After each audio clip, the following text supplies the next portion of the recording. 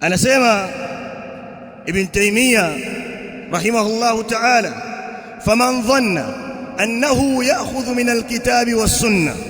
yeyote anayedhania kwamba yeye anafuata na kuchukua katika Qur'an na Sunna, akachukua aya akachukua hadithi akazielewa yeye alivyozielewa, yeyote anayedhania kwamba yeye anafuata Qur'ani na Sunna biduni an yaqtadiya bis-sahaba, bila ya kuwafuata masahaba, anaona ana uwezo wa kuelewa Qur'an na Sunna bila kuangalia masahaba wameelewaje, biduni an yaqtadiya bis-sahaba wa yattabi'a ghayra sabilihim, na akafuata isiyokuwa njia yao, fahuwa min ahli al-bid'ah wad-dalal, huyo ni katika watu wa bid'a na katika watu wapotevu, kwa sababu hakuchukua ufahamu kutoka kwenye Qur'an na Sunna kama walivyoelewa wale watu wa mwanzo.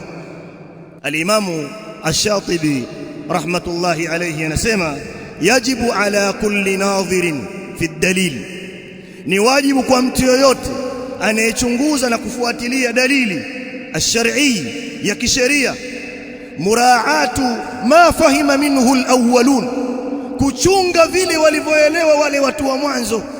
Fuatilia dalili nusus za kisheria katika Qur'ani, katika Sunna, lakini chunga wale watu wa mwanzo walielewaje, wama kanu alayhi fil amali bih, na vile walivyokuwa katika kufanyia kazi dalili hiyo, fahuwa ahra bis-sawabi wa aqwamu fil ilmi wal amal. aqulu qawli hadha wa astaghfirullah.